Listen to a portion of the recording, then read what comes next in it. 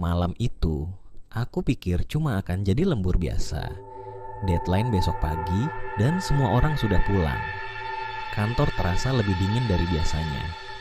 Lampu-lampu di lorong kedap-kedip dan suara AC terdengar seperti bisikan panjang. Aku ingat waktu itu jam 23:47. Jarum detiknya seolah bergerak lebih lambat dari biasanya. Dan di tengah keheningan itu, aku mulai mendengar sesuatu. Suara perempuan menangis pelan, seperti tercekik.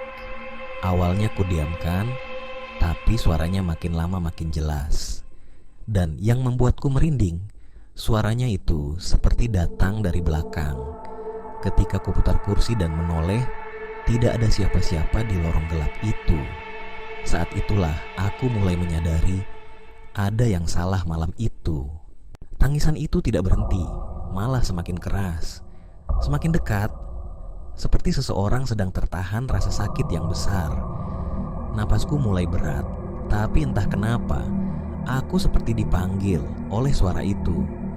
Perasaan aneh muncul di dadaku, antara takut dan kasihan.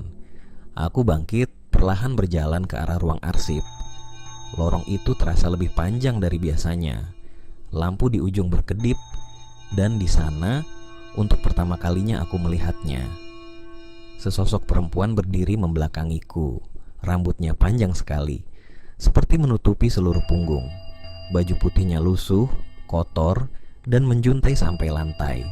Dia tidak bergerak, tidak sedikit pun, tapi bahunya bergetar, seperti sedang menangis tanpa suara. Aku mencoba memanggilnya. "Mbak, Anda kenapa? Anda dari divisi mana?" Dia tetap diam, dan dari cara tubuhnya membeku, aku tahu ada yang tidak normal dari sosok itu. Tapi entah kenapa, aku tetap berjalan mendekat. Begitu aku sudah cukup dekat, semuanya berubah. Dia mulai menoleh, perlahan, sangat perlahan, dengan gerakan yang tidak wajar untuk manusia. Satu bagian wajahnya terlihat lebih dulu, pucat, seperti tidak punya darah. Kulitnya retak-retak seperti porselen yang pecah. Lalu matanya hitam. Bukan sekadar hitam, tapi kosong, seperti lubang gelap yang menarik semua cahaya. Dia membuka sedikit bibirnya yang kering dan pecah, dan suaranya keluar lirih, seperti berasal dari dua arah sekaligus. "Tolong, aku tidak bisa bergerak." Badanku membeku seperti ada yang menahan. Di satu sisi aku melihat sosok yang seperti meminta bantuan, tapi di sisi lain ada sesuatu yang sangat salah dengannya. Dia memiringkan kepala perlahan, seperti sedang mempelajari wajahku. Dan untuk beberapa detik aku merasa dia bukan meminta tolong. Dia mengujiku, menunggu reaksiku. Aku mundur satu langkah, dan di saat itulah ekspresinya berubah. Senyumnya melebar pelan, bukan senyum manusia, tapi seperti kulit wajahnya dipaksa tertarik hingga membentuk lengkungan yang terlalu lebar. Suaranya tiba-tiba berat, menggema, dan terasa seperti berada tepat di telingaku.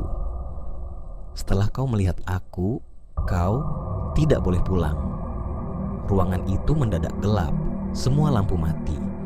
Komputer-komputer memercik cahaya singkat, dan dari gelap itu aku melihat dia melayang ke arahku. Rambutnya berhamburan, bajunya berkibar seperti ditiup angin kencang. Aku berlari sekuat tenaga, tapi dinginnya seperti mencengkeram punggungku. Tangisannya berubah menjadi jeritan panjang yang memenuhi semua sudut kantor. Aku jatuh, menabrak meja, kertas berterbangan. Dan sebelum semuanya gelap, aku melihat wajahnya tepat di depanku. Terlalu dekat, terlalu nyata. Lalu semuanya hilang. Pagi harinya, orang-orang bilang mereka menemukan komputerku masih menyala.